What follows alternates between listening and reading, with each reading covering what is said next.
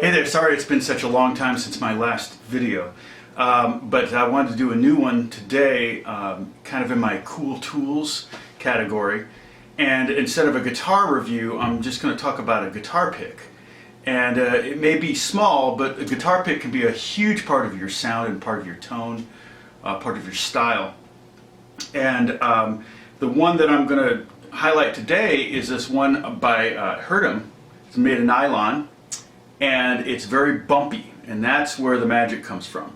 I was doing a session a few years ago, and I was working for a producer friend of mine who's produced a lot of major artists, this was just a young kid doing a record, and he wanted me to play through his stuff, through his guitar, through his pedals and his amps. And then at one point, he handed me his guitar and said, "I want you to play my guitar too, through my effects and my amps."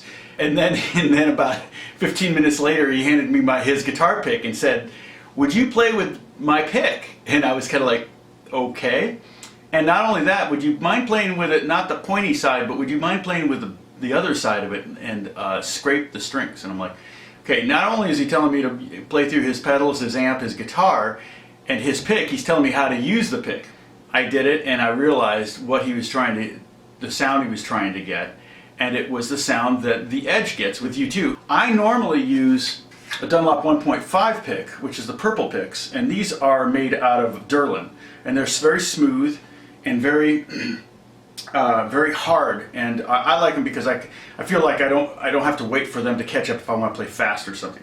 But if it's really interesting, and I'm using the microphone on the camera, so I don't know how clear this is going to be, but I really want you to hear the difference between these, and this could be a really cool tool. I find myself using the Herdem pick a lot now for certain situations. So here's my normal pick. Here's what it sounds like that U2 from Where the Streets Have No Name, the lick in D.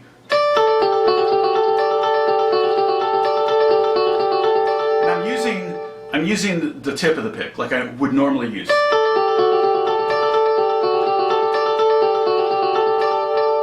Okay, and I'm playing my Squier Strat, $99.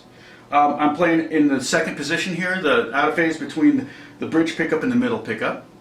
I'm going through a Lexicon direct rig from the 90s, and I've got the delay at a dotted eighth, and it's set to the tempo's 126. So I even have a kick in Logic.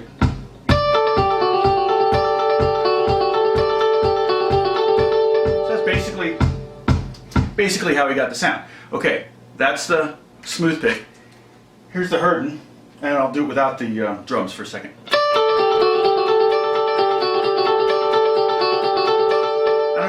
Difference, but it's much more scratchy. And when I was trying to figure out this song years ago, I was like, how is he doing that? How is he getting that distorted sound on the pick of the note? It was like there was distortion only on the attack of the note, but not after that. And it's not distortion, it's just a scraping sound. And this compression, I've got a little bit of compression on here too. And Edge uses some compression, and that really brings it out even more. Now the other pick. Back and forth here.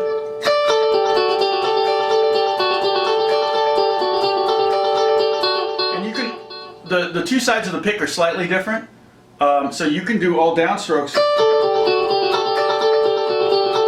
all upstrokes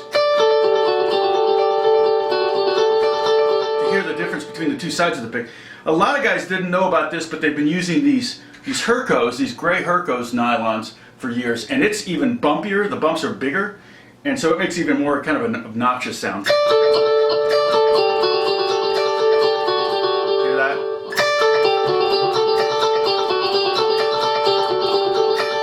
Which might be too much, but these are easier to find. You can find these in a lot of music stores, whereas these you'll have to order. I get them from eBay or Amazon.